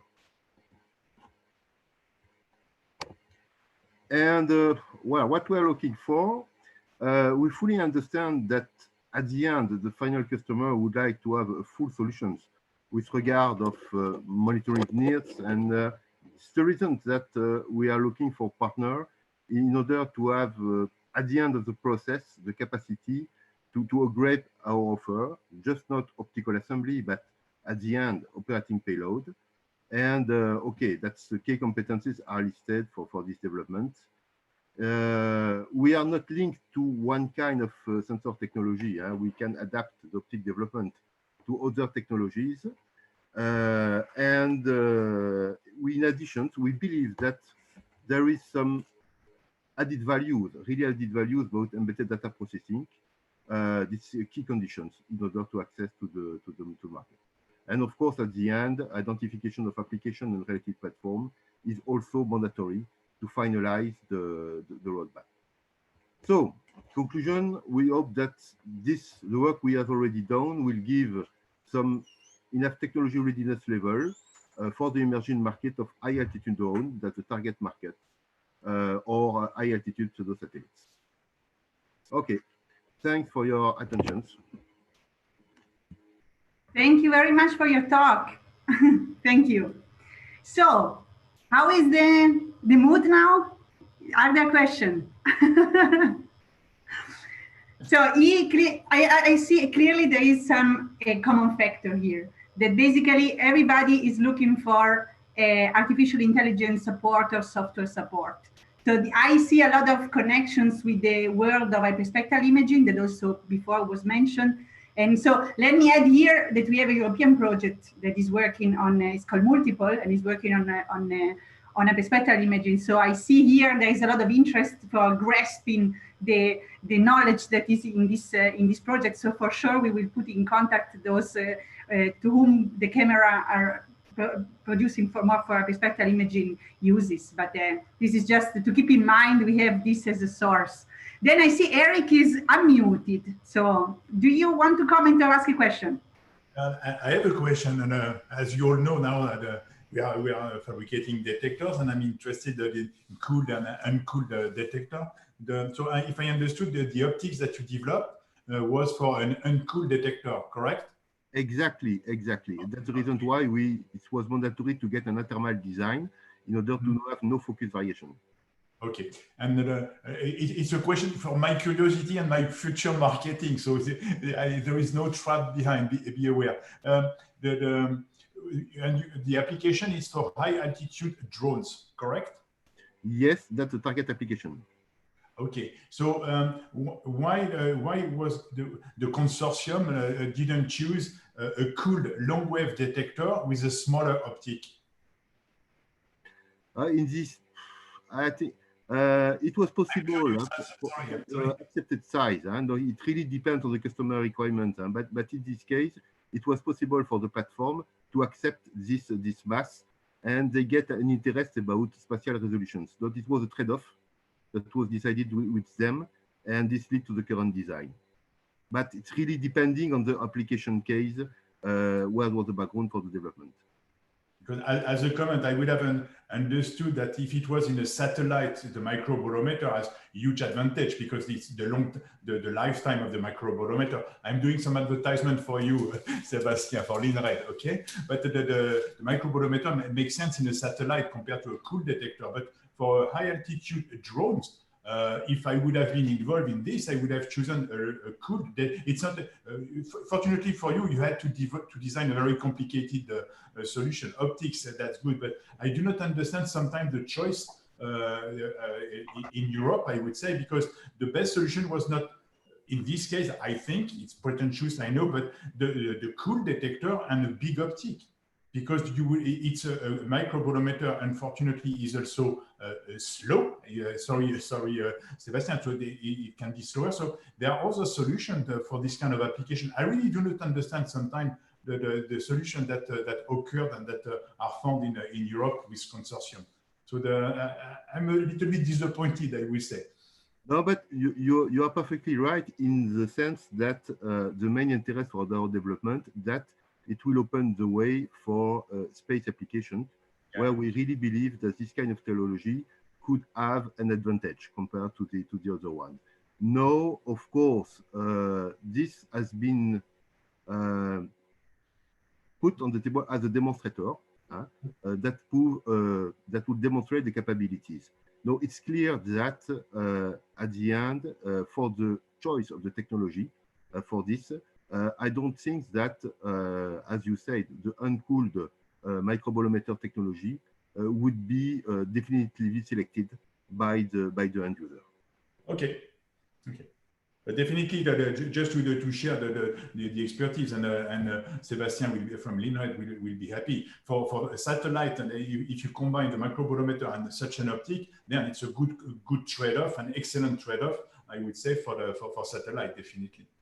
Yes, that's something we keep in mind, and as you said in the introduction, we have a background in space, so we have a good hope that at the end this could be also applicable in space configurations. Okay. So I see that Andres has a question. You can go. Thanks, Jean. Just really quick, I was very impressed with the passive athermalization solution. Does your system maintain that? It seems like very good MTF, even in the as-built through the full temperature range with that passive athermalization solution? So yes, what's your question?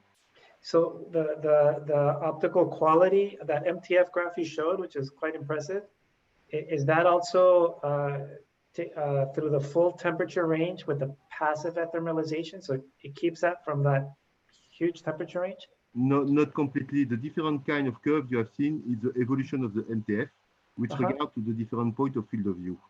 Okay. What we wanted to check is to have the optical performance kept after some environmental testing, just to be sure. but it's on for the setup. We work on it, but it's not so obvious to make evidence in real time about the thermal dependence of the MTF. Okay. We have done it by design, so we have the capacities to see what will be the MDF, for instance, at -20 or in the hot operational range, and we only check on a reduced thermal things due to so long durations if we want to reach all the optical performance on the full operational thermal range.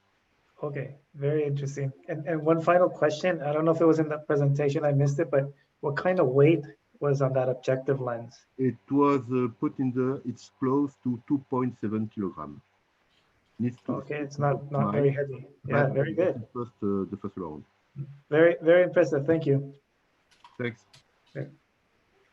Thanks a lot for the question. So now it's nice if we go on a bit with the tour of the table. And now that a lot of topics were already mentioned, I was thinking that maybe, I apologize for the pronunciation, Ksenia from Fujifilm maybe wants to introduce herself and then say, what can you offer to this audience now? Camera manufacturers, end users, what about your coatings, for example?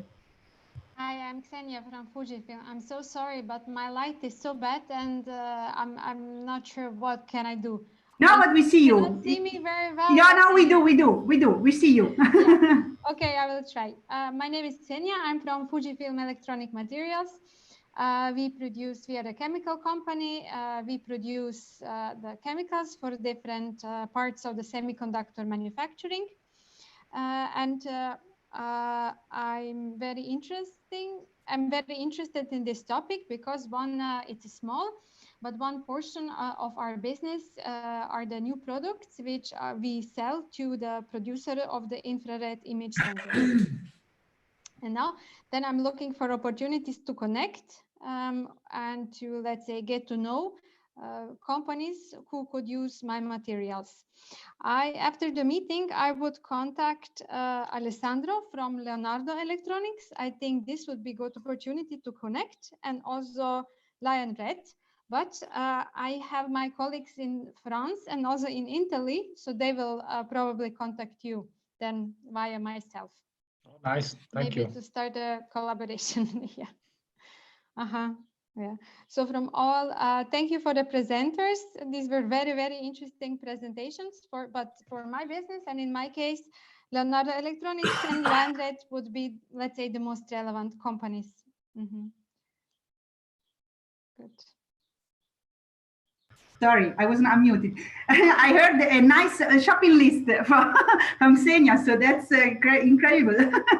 So then maybe someone else also has a shopping list. Maybe from Hoya is maybe the opportunity for Seiya to tell us what is your shopping list today.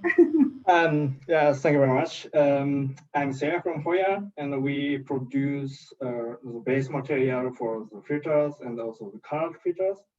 And recently we have done the development and also evaluation for the very flat surface finish, and so it's a polish. And also we propose several coating methods for infrared and also UV range, from UV range to infrared. So what I would like to know is what kind of surface finish level and also the surface finish quality, and what kind of wavelength let's say OD levels you need. So if you are interested in our products, and we can provide some proposal and our solutions. So please feel free to contact me. Very good. So then, I mean, we have the connection, so we can always ask through us or directly connecting to them, to each other is of course always possible. Then let me keep us a bit longer suspense on Emberion. So I would really like to also let Alexander talk from ACM and Acktar, and a bit offering us what you can give to our speakers and what are your demands from this audience, this would be great. Yes, thank you for the introduction. Hello, everybody. I'm Alessandro Telle, CEO of ACM. We are the German subsidiary of Acktar. They are located in Israel. You might know that we are specialized in very black coatings that are well known for absorbing stray light in a very broad wavelength range and also in the infrared range, what is our main business. But not only that, our coatings provide also a very high emissivity rate and might be useful for enhancement of black body radiators, for passive thermal management, passive thermal cooling in vacuum environments, and also used as targets, calibration targets for infrared imaging systems. So we do not address the end user, but more system integrators, lens manufacturers, camera manufacturers. Well, here we have enough wild zoo, as we said, also without counting on the end user. So your end users are our system integrators and manufacturers. So absolutely, yes. It's also good. Everybody has his own end user. Yeah. So if someone wants to comment on this, otherwise we can also, I mean, otherwise Jyri will think I do it on purpose, that I don't want to let him talk. So now that, as I said, we have to go on to our seventh speaker of today. So Jyri from Emberion, he can finally tell Chris and all the audience about the new developments, with the graphene-based and not. So there you go, the floor is yours. Okay, thanks. I hope you see the screen. We do. Okay, great. So I'm Jyri Hämäläinen from Emberion. Emberion is making infrared imagers on various wavelengths. We start with shortwave infrared. I'm heading the commercial activities and have been founding the company as a co-founder. We exist since 2016, when we were a spin-off from Nokia Technologies. So our background is on Nokia's nanoscience research team, and we basically have a great team of 26 people who do imager production, materials research, IC design, electronics design in 2 locations, in Cambridge in UK and in Finland. And Espoo is next to Helsinki, so that's where most of the headquarters are located. We do the materials part, materials handling, development, production in Cambridge, and all electronics, IC design, testing is done in Finland. And I think my picture is probably not coming through, but I don't know. My Zoom and my looks like Zoom and my computer don't like each other. Yeah, I see as well. So if it's not your fault, it's okay. We will live with the dark screen. Okay, thank you. You can always blame Microsoft. Yeah, exactly. And we work closely with a number of industrial partners like Siemens Foundries, and we are also working with a number of research organizations, one being a Cambridge University Graphene Center under the European Graphene Flagship Program. But the key thing is that we are not a research organization but making products. So the first product we will be shipping late this year is SwissSphere Camera Core. It's based on our in-house technology, where we have nanomaterials, in practice graphene, and some colloidal quantum dots that we monolithically integrate onto our in-house designed radar IC. The objective for this is that we have a pretty cost-efficient manufacturing, at least compared to what you today might have as an existing sphere technology. And we use quite a lot with existing organizations or fabs, so that we call it a semi-fabless manufacturing, where we use our partners extensively. to avoid heavy investments. One key advantage, or perhaps the key advantage in terms of performance, is the wide spectral range we can reach. We start from the visible end, 400 nanometers, extending up to above 2000. I have here 2200 nanometers. We perhaps in one day have, and in not that far in the future, 2500 nanometers. We're working on that one where we end. Good dynamic range and good noise performance. So we believe this will be a very interesting product once we get it out. Applications, of course, night vision, other heavy-duty surveillance applications. Most of you know much better than I know what sphere can be used. At the same time, we do a lot on the machine vision side, industrial machine vision, both in the multi and hyperspectral areas. So for us, it's both this topic for security and surveillance and the industrial side are very important. So the key, what I said, we will be having the first product coming out. It's our camera core, where we have our own in-house VGA image sensor integrated, and we will be shipping it as samples late this year. It will have a spectral range from 400 to 2000 nanometers, 20 micron pixel. Speed will be up to 100 frames per second at this stage. We have a TC cooling in our VGA array, and there is an optional housing available with the C mount that lets you use off-the-shelf lenses with our camera core. And you see a first picture of the camera housing there. So this is the first, well, I would say the product side. On the right-hand side, you see a future concept. I would call it's still a research concept. It's that what we call a super pixel.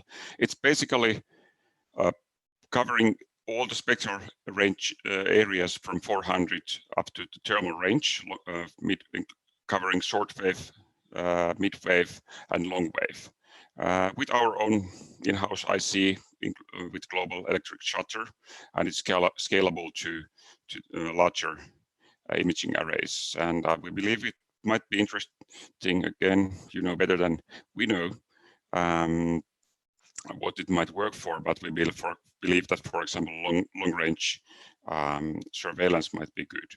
As I said, it's still a research activity, but we do have already a proof of concept prototype working on a lab level. So we have demonstrated that the super pixel like this is well doable. And this is an area where we work closely with a number of other organizations. We're working with Cambridge Graphene Center, university. We work with VTT. There is basically a spearhead project at Graphene Flagship. And we have been working with UK's MOD's DSTL, Defence Science Technology Laboratory. I guess that's the abbreviation for years. So the super pixel is something that we believe will take still a few years to be commercial, but that's where we have heavy collaborations with other partners. And then the question is, what do we want from this team and from EBIC members? Of course, this type of research collaborations on super pixel is interesting for us. At the same time, for the camera that we will be shipping later this year, we of course look for integrator partners and pilot customers who want to test the technology and check how it works and do some early feasibility studies. And we are also working with the multi and hyperspectral camera manufacturers to develop hyperspectral cameras on top of our sphere camera. As said, we work heavily on different selected public funded projects. So if somebody is interested in that one, we are open for discussions. And most importantly, we want to have feedback on our product specifications. So we would be happy to share the detailed specifications with you who is interested, and then discuss a bit more in detail how you see it and if it's relevant for you and where you would like to be the sphere technology to be going.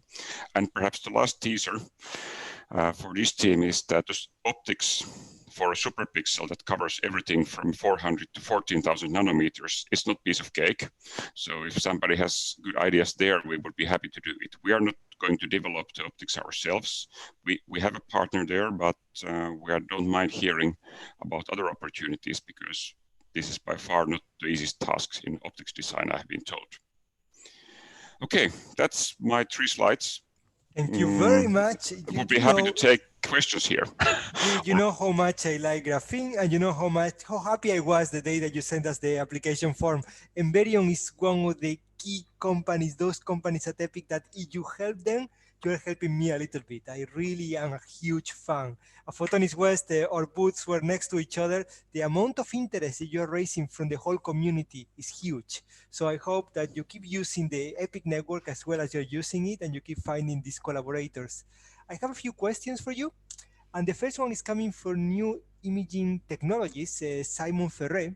He says, thank you for your talk. What is the quantum efficiency of your VGA sensor and the size, weight, and power consumption of your visible sphere camera core?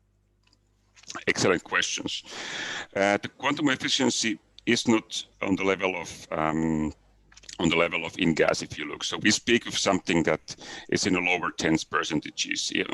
When you go above 2000 nanometers, it's already below 10%. We can then share some curves separately, but we are clearly below. Then we do have some extra amplification through the nanomaterials we are putting there. So you could, for example, the quantum efficiency where we basically improve the noise equivalent irradiance. The camera is still in design, so I actually even don't know the exact swap for the camera. I think it will be, we are not trying to optimize it for the lowest power or lowest weight, but the best performance. So it's really for industrial applications. So might be a bit, the first one will probably be a bit heavy and consuming quite a lot of power, also through cooling. But to be honest, I don't know the numbers yet. The engineers are still working on it. Any questions or potential solutions for the challenges or applications for collaborations for Emberion? For me, one of the key topics here it is the camera assembly. And on that, I do believe that you need to speak to Lambda-X after this meeting. I think they are an ideal partner, especially for enabling, for assembling a hyperspectral imaging camera.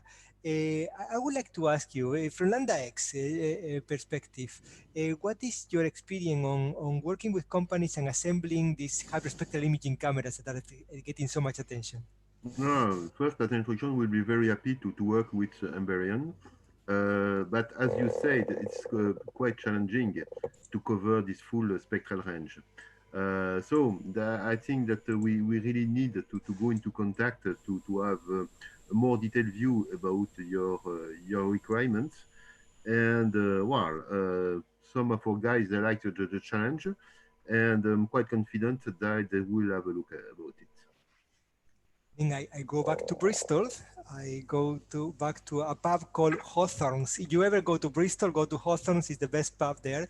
And I get no free pints for this. Chris, what did you think about the presentation from Jyri? Was a long wait for you to hear this story. Is that a potential partnership? It certainly is. I wrote a lot down, Jose. No, absolutely. So just again, you might have missed. We are starting to talk now with Emberion at Cambridge. So that is a conversation we're already having. So yeah, we're really looking forward to exploring that, both in terms of the visible sphere system that Jyri presented, but also in the potential for graphene as well. So yeah, pretty exciting things coming out of Emberion. So yeah, we're glad.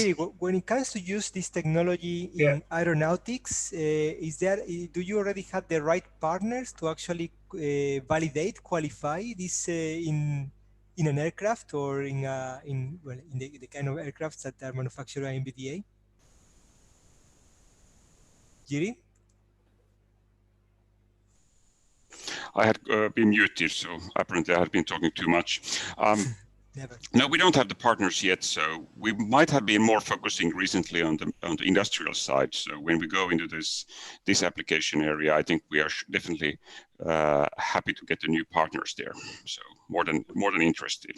We have very good contacts at Thales, Alenia, and I will introduce you to them after this meeting because I think those are the ideal partners. But also I want to talk to Alessandro about this. Alessandro from Leonardo, what do you think about this technology and what kind of perhaps application challenges you think we can solve with these graphene detectors that are finally reaching the market? Well, we don't. We are not familiar with graphene detectors. For that kind of reason, we use the classical in-gas technology. Actually, we are developing a system for helicopter guidance, which implements a shortwave infrared detector, but is based on in-gas. So we are not. Honestly, we are not familiar with graphene detectors. I'm very curious about this.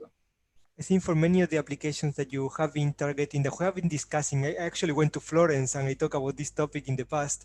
I think for the low light conditions, these guys have something very interesting in their hands.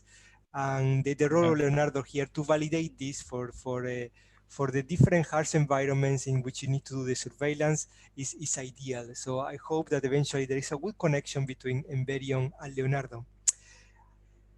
Nikitas, I have a question. No, Eric wants to ask first. Eric, comment ça va? Ça va toujours bien. It's okay. It's more than okay. Just one question for Emberion. How do you compare your technology with in-gas and visible extension? Because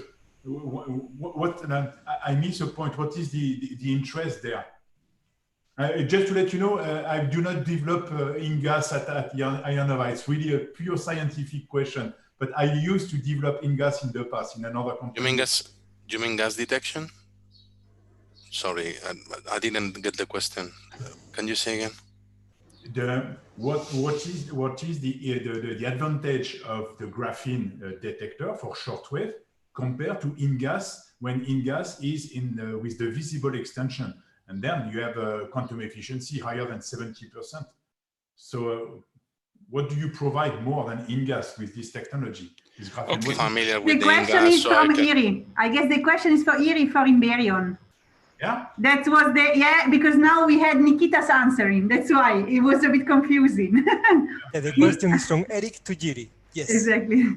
Okay.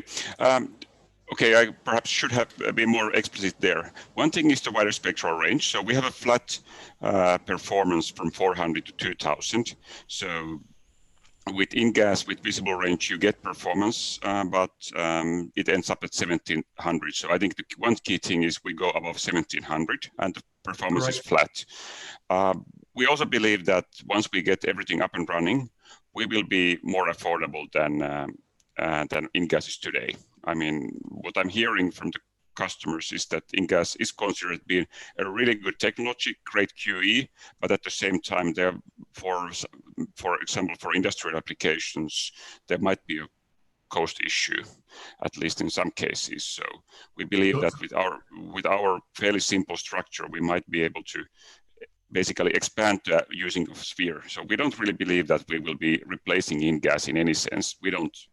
I don't think so. I think we'll be bringing sphere into areas where it's not usable today. That's what I believe. I don't know if that was Eric for you, any answer for you. Because I was not that familiar with the progress of graphene recently. I was focused on other spectral band. And so you mean that the graphene solution will be the microbolometer solution in the shortwave compared to the cooled detector in the long wave? It will be faster than microbolometer.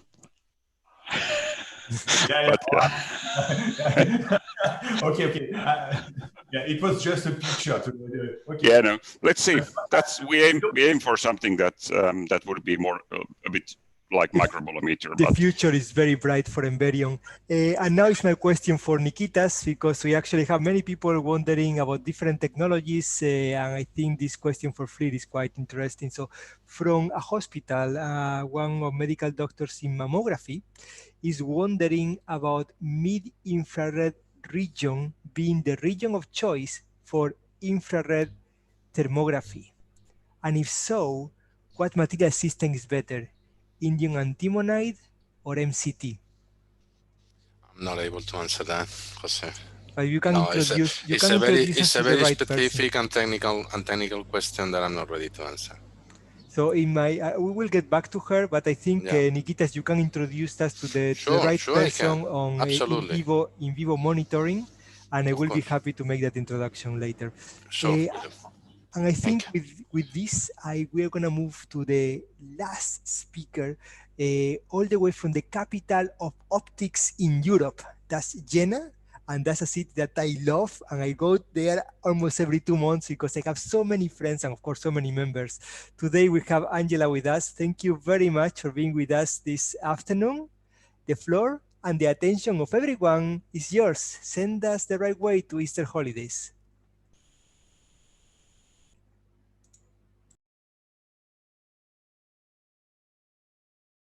Sorry. Okay, can you hear me? All right. So I will just start my presentation because this was not done yet. I don't know why it doesn't work. So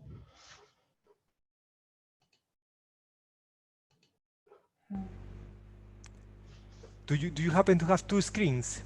No, I don't have 2 screens, but it's long connection to the server. Oh, I'm so. I think we can see it well, so you can still flip the slides in this way of okay, viewing. now we can go ahead. Now my screen is black, so. So for those of you, for those of you who are not familiar with Asfericon, Asfericon is our key member in freeform optics. So in the beginning of the presentation by Alessandro, he was talking about the needs for freeform optics for his different market applications. In my opinion, this is one of the good partnerships we can get out of this. Actually, the field of freeform optics is one of the strongest fields of EPIC. And later on in the program of online technology meetings, we're going to have a meeting on freeform optics for AR/VR. Last week, we were supposed to be in Rochester organizing an event on freeform optics. Obviously, we had to postpone it. It will be next year. But we always organize an event on freeform optics. It's a very interesting topic for us, very important topic for us. And Asfericon is perhaps our key member bringing the industry together on this. I'm so sorry, my presentation just crashed and I have no access to my server. It is not a problem whatsoever because Asfericon is going to give a presentation in another event, but most important, you have listened to everyone during the meeting. You listened to the Alessandro's presentation. Could you pitch to him and to the rest what Asfericon can do in the field of optics, in the field of beam shaping, and in the field of packaging all these detectors? Yes, so Asfericon is a company that creates all over the optical elements, from spheres to aspheres to freeforms. And we can do also the assembly of those elements. So not only the optics, but we have also a mechanical workshop that creates in the IR as well materials all over the optical elements. We can create the optics and the mechanics, and we can combine them. When it comes to the other part of the value chain, what can they do for you? What kind of connections, what kind of challenges would you want to solve with the people that you have in the room? Well, what they can do for us is to give us more input how we can develop more the beam shaping elements and what is the need of the IR imaging surveillance needs. Mm-hmm. It is a key company, and I hope we have you more often at our meetings next time with a working presentation. I want to introduce a few other people from Smart Photonics in the beautiful city of Eindhoven. We have Smart Photonics listening to us. Hello. Hi. I know you couldn't see your Nazanin is here telling us about the foundry that they have on indium phosphide manufacturing. From Smart Photonics, Nazanin, how do you see this market on infrared imaging? Well, we are a pure play foundry, and we are essentially able to solve the challenges of the manufacturing. There are a lot of companies who have the design ideas or They know what specific requirements they have. And we work with a host of partners, if it's designers or throughout the chain to the packaging. So we have the capability and the competence to talk about the design, talk about the manufacturing. So we work with designers, and given the designs, we go back and forth and try to figure out what the goal of their designs is, so we can better the design in order to make it more manufacturable. So the way we look at it is that if companies have ideas to do development, we've got the R&D team with a lot of expertise and competence to be able to help them out. And not only are we able to help them with the technology readiness, we're also able to help them on the manufacturability of the products, because that's also very important at a point that companies want to have a higher volume. So we're able to work on both fronts with the customers, but we're not on the design side. So I'm not able to comment much on that front. It's a great company now that you are in the 3 inches, soon to be in the 4-inch manufacturing. It's a full pure play. You can design the layer stack with them. They can actually even do regrowth, active and passive. It's one of the huge potential companies in the foundry level that we have in Europe. The pure play foundry of indium phosphide manufacturing in Eindhoven is a unique thing that we have in the European ecosystem. Francesca, what do you think? Do we let these people go on holidays or not? I'm not sure. I'm not sure. I think they deserve it by now. Most important, you know, Francesca and me, we can do our best sharing these events, and we can even make them fun, but the most important thing is now the ball is on your court. We cannot share the follow-up. I wish we could. That would be a lot of fun, but we cannot. So make sure that you contact each other. If you don't have each other's email addresses, ask us. We will make sure we do the introduction. This meeting is useless if we don't make any kind of business connection after this. So let me summarize. I think it's very important that Alessandro, you get in touch with all the companies also the same Chris, because all the challenges that you have presented, they can be solved here. The coatings of Hoya are really unique. Spectrogon is doing a fantastic work, especially for you, Chris. Spectrogon is a key match. Alessio from ScienceGetters can protect the detector, so it is a key company when it comes to the design for manufacturing of the camera systems. Optics is really unique, especially when you're looking for the big field of view, for the broad field of view. There is not a company like them, and I really want you to work with them. When you help Optics, you help me a little bit, because I have a huge passion for what they do. Lambda-X is the unique company that we have in EPIC in the manufacturing of complex optical systems. So all these companies who are looking for going at the value chain and make their own cameras, you have to go to Belgium. You have to go to my Lambda-X friends. Nikitas, it was great to have you for the first time at an EPIC event. I hope you see that what we are doing here is to bring industry together. We need FLIR in the consortium. ACM coatings are really quite unique, and we are doing quite a lot of work with them in other application fields. It was great to have them here in the infrared imaging. I hope all the rest also, Excelitas, Asfericon, Emberion. Emberion has been the star of the show today, hands down. Fujifilm, Smart Photonics. You have given me and Francesca a fantastic afternoon. So I have 3 things to ask you. First one, stay healthy. Second, stay home. And the third one, the most important, be epic. Until the next time, see you soon. Enjoy Easter. Bye-bye. Thank you. Bye-bye.